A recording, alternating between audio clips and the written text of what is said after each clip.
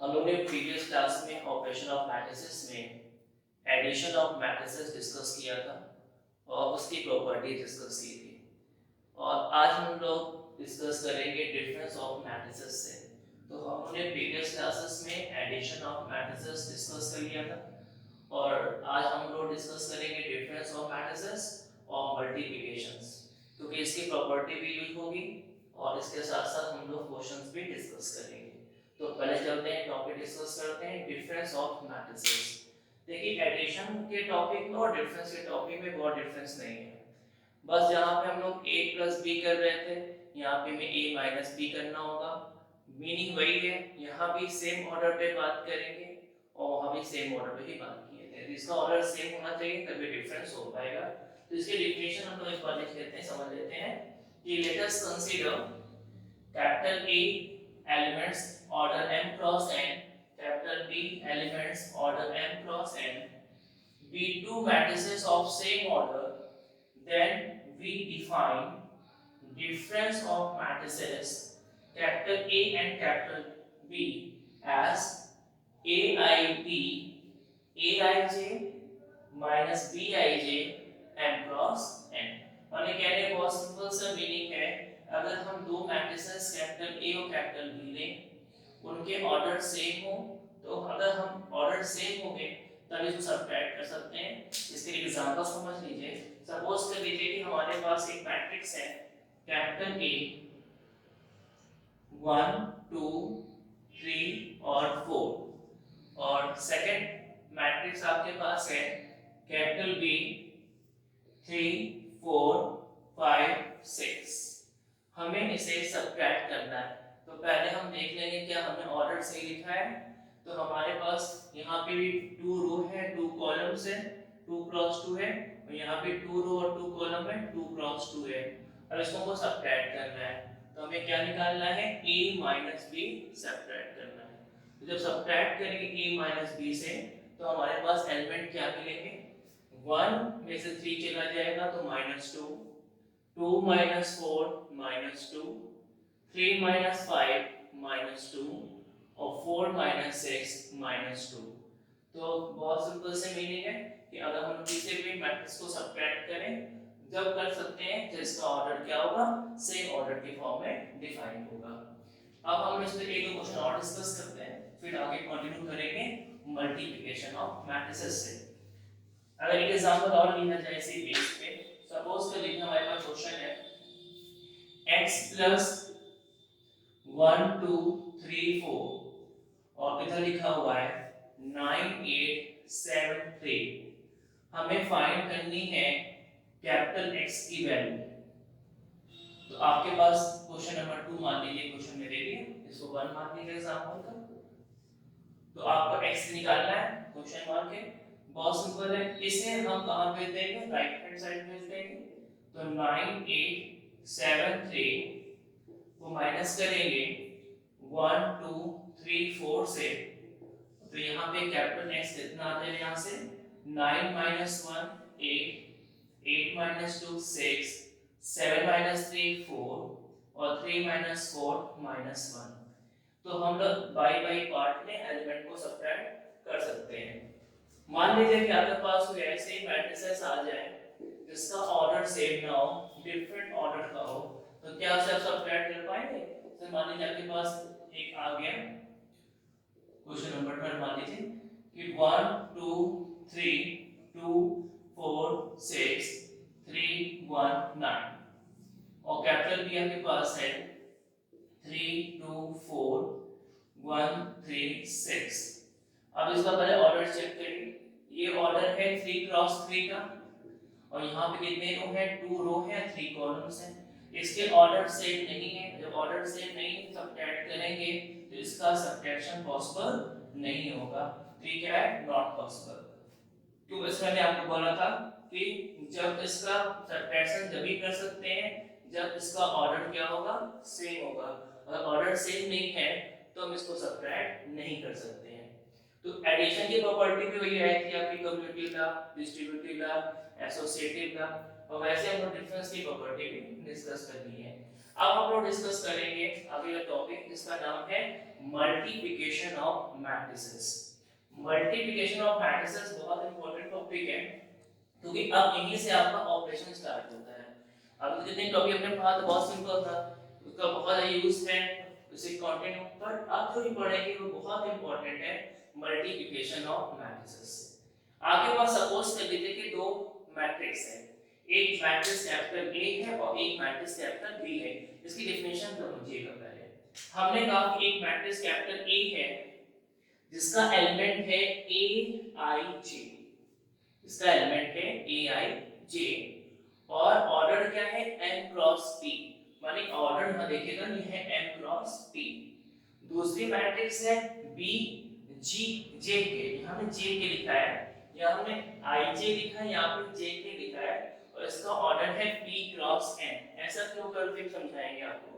b two matrices, then we define multiplication of matrices a and b as, तो a और b का multiply लिखा जाएगा तो क्या आएगा, देखिए a और b को जो मल्टीप्लाई, उसके एलिमेंट को मल्टीप्लाई करेंगे तो इसका फर्स्ट एलिमेंट इसके लास्ट वाले एलिमेंट से मल्टीप्लाई होके क्या बनाएगा, ci के बनाएगा, और इसका दोनों का ऑर्डर सेम होना चाहिए।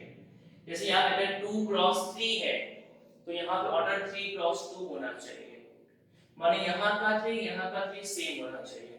2 क्रॉस 2 है तो इधर भी 2 क्रॉस 2 होना चाहिए, माने यहाँ पे अगर 1 क्रॉस 3 है तो यहाँ पे 3 क्रॉस 1 होना चाहिए, माने जो भी है 3 यहाँ पे होना चाहिए, 2 है तो यहाँ पे 2 होना चाहिए, माने सबका ऑर्डर p का ऑर्डर बिल्कुल सेम होना चाहिए। अगर p का ऑर्डर सेम होगा तभी मल्टीप्लाई होगा। अगर p का ऑर्डर डिफरेंट है, यहाँ पे 2 क्रॉस 3 है और यहाँ पे 3 क्रॉस 2 है, यहाँ पे 2 है यहाँ पे 3 है, डिफरेंट है तो मल्टीप्लाई नहीं हो सकता। तो आप यहाँ पे ये ध्यान दीजिएगा कि अगर यहाँ दीजिए कि a i j में यहाँ पे 2 क्रॉस 3 लिखा है तो b i j में यहाँ पे 3 क्रॉस 2 होना चाहिए, माने दोनों में ये 3 का p का टर्म सेम होना चाहिए। अगर यहाँ पे 2 है यहाँ पे 2, कोई मतलब नहीं, इससे ये डिफरेंट भी हो सकते हैं, पर ये हमेशा सेम वैल्यू पे शो करना चाहिए, तभी मल्टीप्लिकेशन पॉसिबल होगा। तो ये आपकी डेफिनेशन थी, इस पे बेस पे एक तो एग्जांपल समझ लीजिए अच्छे तरीके से, फिर आगे चलेंगे इसकी प्रॉपर्टी पे। तो हमने कहा कि मल्टीप्लिकेशन मैट्रिसेस में कि इन दोनों का p का ऑर्डर यहाँ के p के ऑर्डर में सेम शो करना चाहिए। कैसे, माने मैट्रिक्स है 1 2 3 4 और दूसरी मैट्रिक्स है 3 2 1 9। तो पहले एक सिंपल मैट्रिक्स है तो आपको सिखाते हैं कैसे हम लोग मल्टीप्लाई करते हैं, फिर आगे चलेंगे। यहाँ पे कितने रो हैं, first row second row first column second column, ये 2 क्रॉस 2 ऑर्डर का है, और यहाँ पे भी 2 क्रॉस 2 ऑर्डर का है। एक एग्जांपल हमको शो कर रहा है, एग्जांपल लेके चलेंगे। तो हमें a और b को मल्टीप्लाई करना है, हम a और b को मल्टीपल करना है। समझ लीजिए मल्टीपल बहुत अच्छे तरीके से, हमने 1 2 3 और 4 लिखा, और दूसरे पार्ट में 3 2 1 9 लिखा।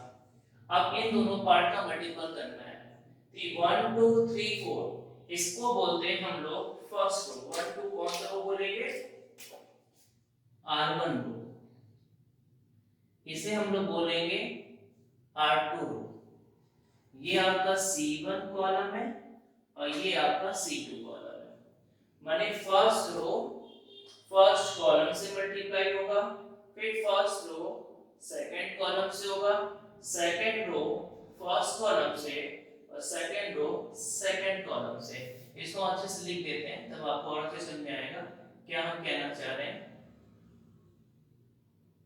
ये R1 रो है तो फर्स्ट रो माने R1 रो का मल्टीप्लाई पूरे C1 कॉलम से होगा, माने R1 का मल्टीप्लाई C1 से, फिर R1 का मल्टीप्लाई C2 से, फिर R2 का मल्टीप्लाई C1 से, और फिर R2 का मल्टीप्लाई C2 से। तो हमें ऐसे मल्टीप्लाई करके लिखना है कि फर्स्ट रो को फर्स्ट कॉलम से, first row second column, second row first column और सेकंड रो सेकंड कॉलम। कैसे होगा ये देखिए मल्टीप्लाई करने स्टार्ट करते हैं। मान लीजिए कि अब आपके पास मल्टीप्लाई करना है, तो 1 2 ये आपका R1 रो है, पूरा कौन सा रो है R1, आपको पहले से करना है। तो हमने कहा कि 1 और 2 को मल्टीप्लाई करना है, किससे मल्टीप्लाई करना है 3 1 से, फर्स्ट रो फर्स्ट कॉलम। फिर आपको फर्स्ट रो को किससे मल्टीप्लाई करना है सेकंड से। तो हमने लिखा 1 2 को मल्टीप्लाई करना है सेकंड से, सेकंड क्या आपके पास है 2 और 9 से। फिर आपको सेकंड रो को मल्टीप्लाई करना है, सेकंड रो को मल्टीप्लाई करना है फर्स्ट कॉलम से। सो सेकंड रो क्या हो गई 3 और 4 को मल्टीप्लाई करना है फर्स्ट कॉलम से, फर्स्ट कॉलम क्या है 3 1। और फिर सेकंड रो को मल्टीप्लाई करना है सेकंड कॉलम से, माने 3 4 को मल्टीप्लाई करना है सेकंड कॉलम क्या है 2 और 9। तो जितना था मैंने आपको लिख के समझाने की कोशिश की है कि first row first column, first row second column, second row first column, second row second column. हम अब यहाँ पर लिखेंगे ए बी, बनाएंगे बड़ी सी मैट्रिक्स, इसका हमको आंसर लिखना है, मल्टीप्लाई करते हैं। तो कैसे मल्टीप्लाई करेंगे ये समझ लीजिए। फर्स्ट एलिमेंट को फर्स्ट एलिमेंट से मल्टीप्लाई करेंगे और सेकंड को सेकंड से करेंगे। इसमें फर्स्ट को फर्स्ट से करेंगे, सेकंड को सेकंड से। यहाँ पे फर्स्ट और first element, second second element से क्या होगा मल्टीप्लाई होगा। तो मल्टीप्लाई करते हैं फर्स्ट को सेकंड से। 1 into 3 यहाँ पे 3 हो जाएगा, ये लिखना चलो लिख दीजिए 3 into 1 या 1 into 3 ऐसे लिखिए। फर्स्ट को 1 into 3 प्लस, जैसे आप फर्स्ट कंप्लीट करेंगे प्लस का साइन लगाएंगे, ऐड करते हैं। फिर 2 into 1 या 2 into 1, तो 1 into 3 और 2 into 1। सेकंड में आ जाओ 1 into 2 फिर प्लस 2 into 9। फिर अब आ जाए यहाँ पे 3 into 3 प्लस 4 into 1, फिर 3 into 2 और 4 into 9। अब फिर समझ लीजिए 1 into 3 हुआ 2 into 1, 1 into 2 2 into 9, 3 into 3 4 into 1, 3 into 2 4 into 9। अब इसको हम लोग मल्टीप्लाई करके एडिशन कर देंगे।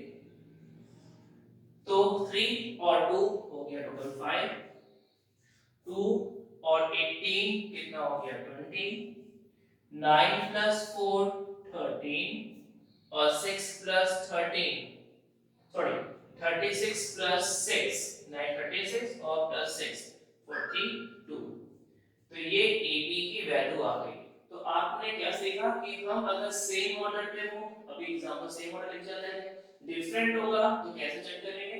तो एक एग्जांपल हो गया आपके इस पे कि हम मल्टीप्लाई को रो और कॉलम के फॉर्म से ही सॉल्व करेंगे।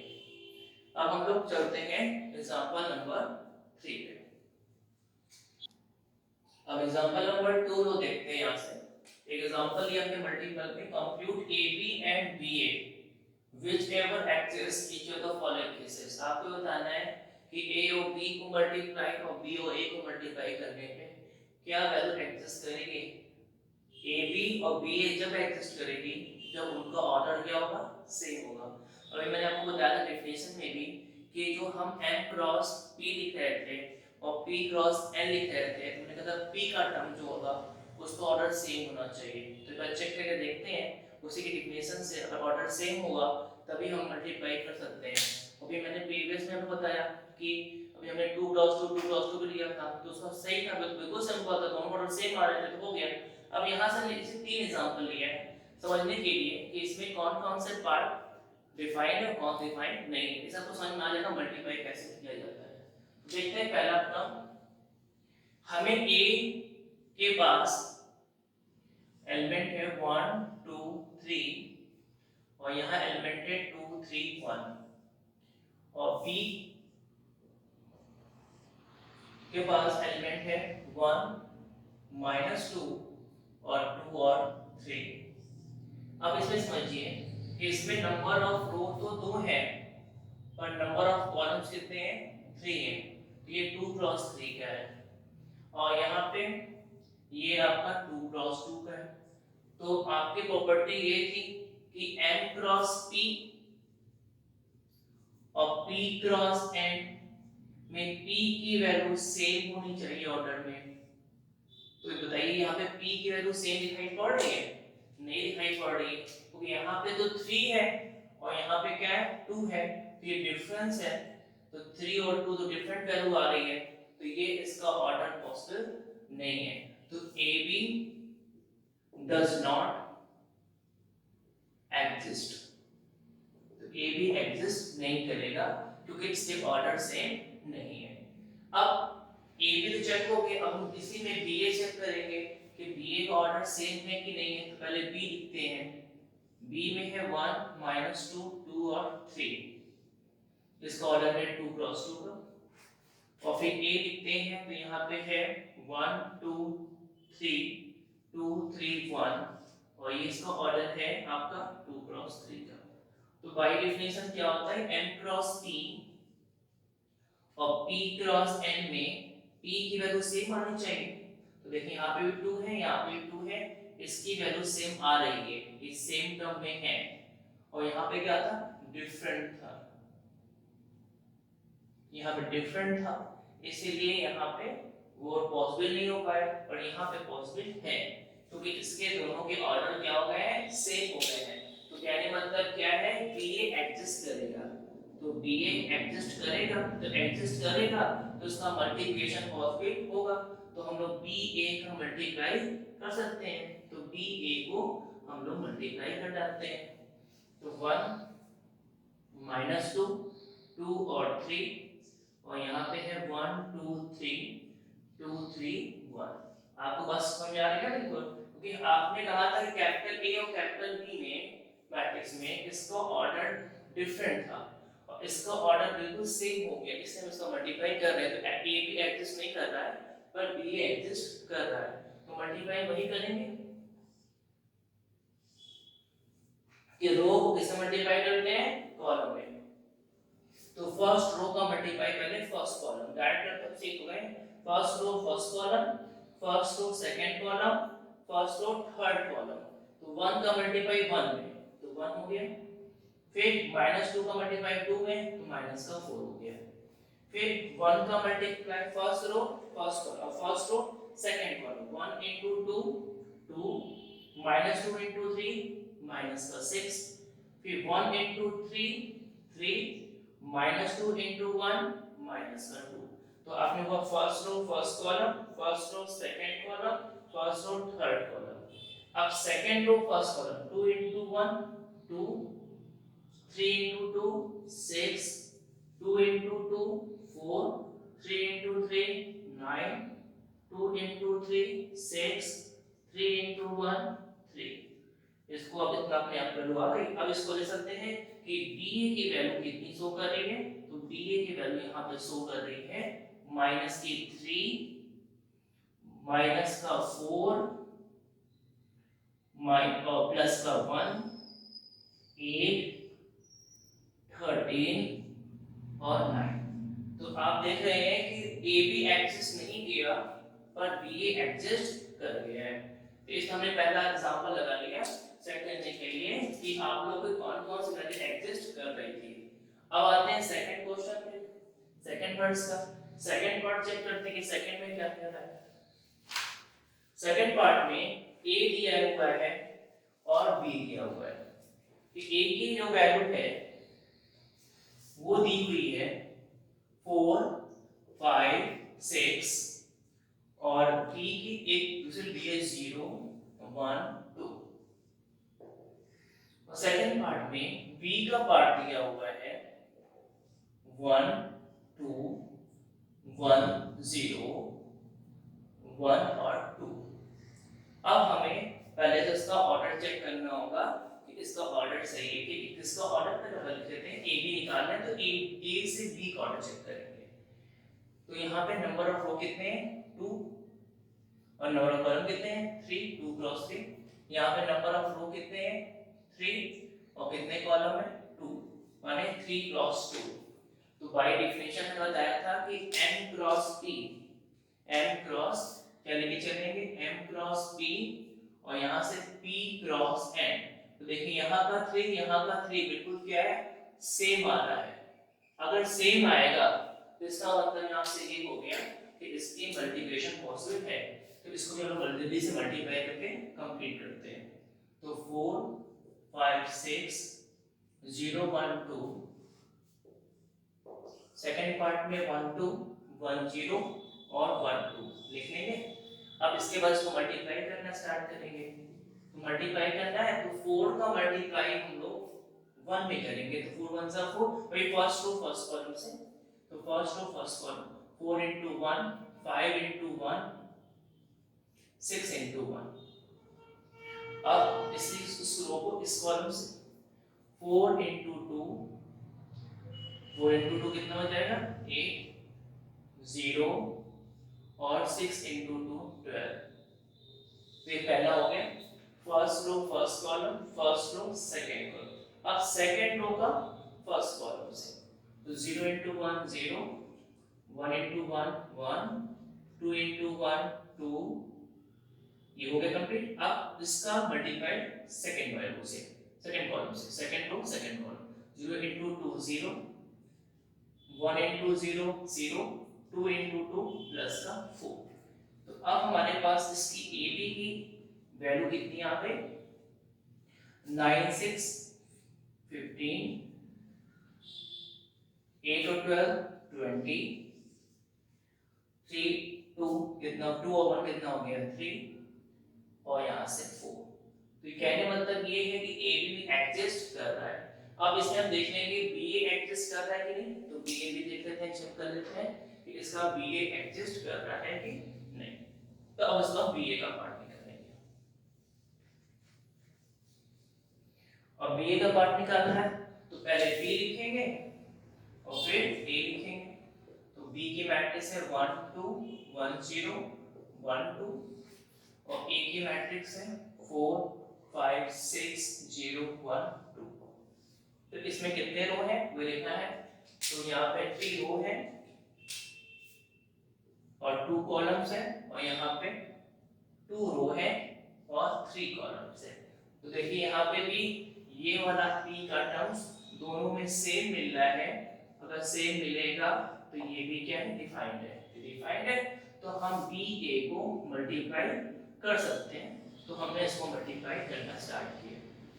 अब डायरेक्ट जल्दी करेंगे 1 into 4 4 फर्स्ट और फर्स्ट कॉलम से 2 into 0 प्लस का 0 1 into 5 देखिए first row first row second column 1 into 5 कितना आएगा 5 2 into 1 प्लस का 2 1 into 6 कितना यहाँ से आएगा 6 और 2 into 2 कितना आएगा 4।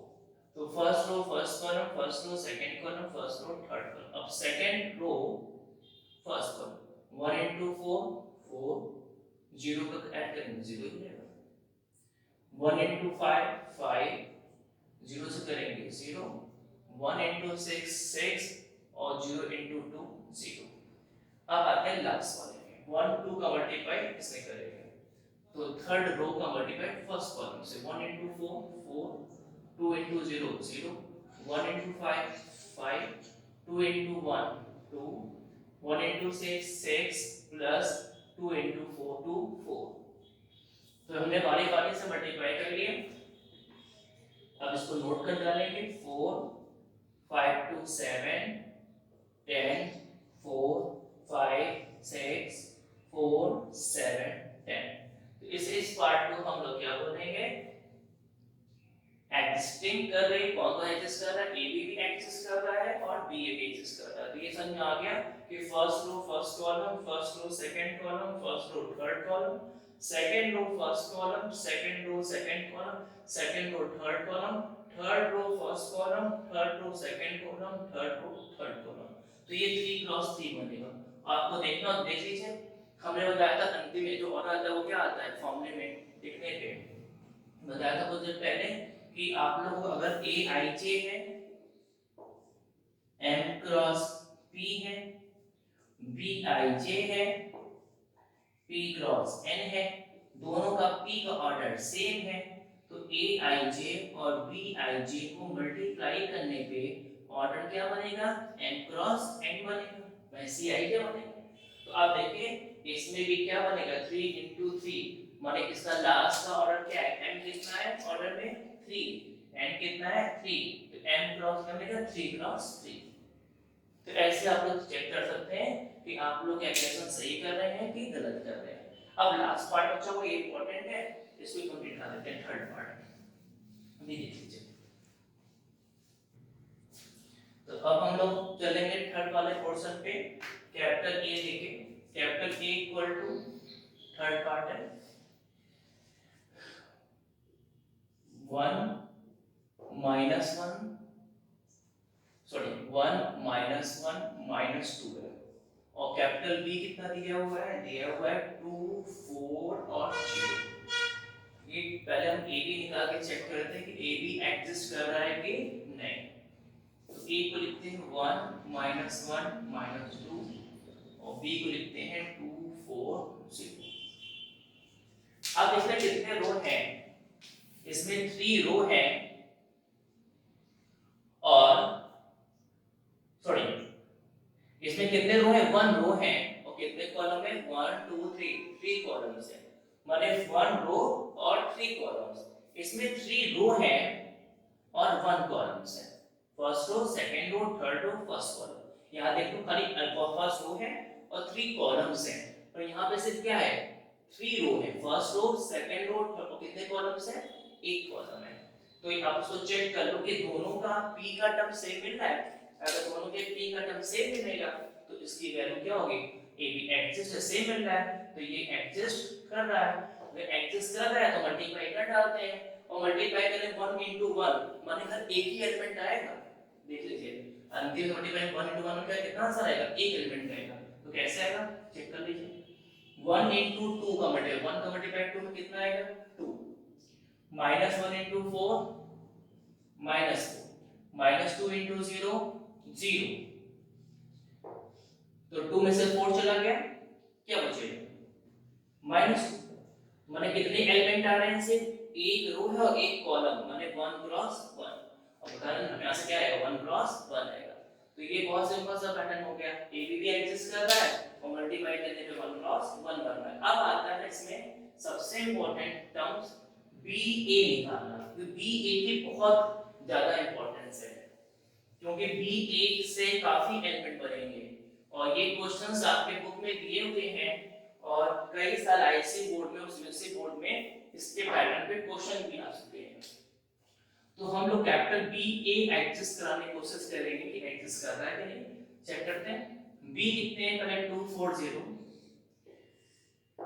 और ए लिखते हैं यहां से 1 minus 1 minus 2 लिखते हैं। अब इस वाले फॉर्म से ये चेक करेंगे कि पहला ये टर्म एग्जिस्ट कर रहा है कि नहीं। तो बहुत सिंपल है कि आपके पास ये देख रहे हैं कि यहाँ पे रो कितनी है, first row second row third row 3 row है और एक ही कॉलम है और यहाँ पे सिर्फ एक रो है और नंबर ऑफ कॉलम्स कितने 3 हैं। हमने कहा था m क्रॉस p और p क्रॉस n की प्रॉपर्टी समझ में आ रही कि नहीं, सेम है कि नहीं, बिल्कुल सेम है। देखिए यहाँ पे 1 और यहाँ पे 1 है, बिल्कुल सेम है, माने एग्जिस्ट कर रहा है, सेम है तो एग्जिस्ट करेगा।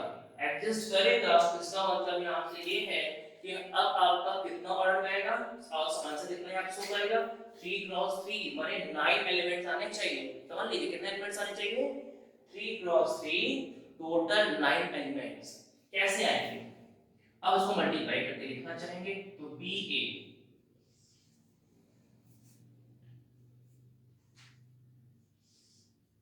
कैसे 2 का मल्टीप्लाई, देखिए एक रो है, इस रो का मल्टीप्लाई फर्स्ट रो का मल्टीप्लाई पहले फर्स्ट कॉलम से करेंगे, फर्स्ट रो का मल्टीप्लाई फर्स्ट कॉलम। समझिए मेरी बात, फिर सुनिए, first row first column, first row second column, first row third column. तो फर्स्ट रो का कहां मल्टीप्लाई होगा, फर्स्ट कॉलम में, 2 into 1 2, first row second column -2, first row third column -2। ठीक है, अब आते हैं second row first column, second row second column, second row third column. तो 4 into 1 4, 4 into -1 -4, 4 into -2 -8। अब इस तरह पे फिर third row first column, third row second column, third row third column. तो 0 into 1 0, 0 into -1 0, और यहाँ पे 0। तो ये कितना आ गया, 3 क्रॉस 3। तो ये भी एग्जिस्ट कर रहा है, ये भी एग्जिस्ट कर रहा है, ये भी एग्जिस्ट कर रहा है। तो ये आपने आज सीख लिया कौन सा रूल, सब्ट्रैक्शन का रूल सीख लिया, और मल्टीप्लिकेशन ये एग्जिस्ट भी कर रहा है और डिफाइन भी कर रहा है। अब देखो, हमने बहुत सारे चीजें डिस्कस में कर ली है, परंतु भी कुछ चीजें बाकी हैं। जैसे अभी हमारी प्रॉपर्टीज बाकी है मल्टीप्लिकेशंस की, तो हमें भी डिस्कस करना है प्रॉपर्टीज ऑफ मल्टीप्लिकेशन, जो कि आज हम इस वीडियो में, हमने इस लेक्चर में, लेक्चर नंबर 4 में, और लेक्चर 1 में तो मैंने स्टार्टिंग की थी मेथड से, नंबर 2 में आया, फिर नंबर 3 में आया, लेक्चर नंबर 4 लेक्चर में हम लोगों ने आज मल्टीप्लिकेशन सीख लिया है। अब इसको अगर कंटिन्यू लेक्चर नंबर 5 में करेंगे, और लेक्चर नंबर 5 में हम लोग प्रॉपर्टीज डिस्कस करेंगे, तो वो क्लास मिस मत करिएगा। लेक्चर नंबर 5 बहुत, लेक्चर नंबर 5 बहुत इंपॉर्टेंट प्रॉपर्टीज है, तो हम डिस्कस करेंगे नंबर 5 से प्रॉपर्टीज ऑफ मल्टीप्लिकेशन।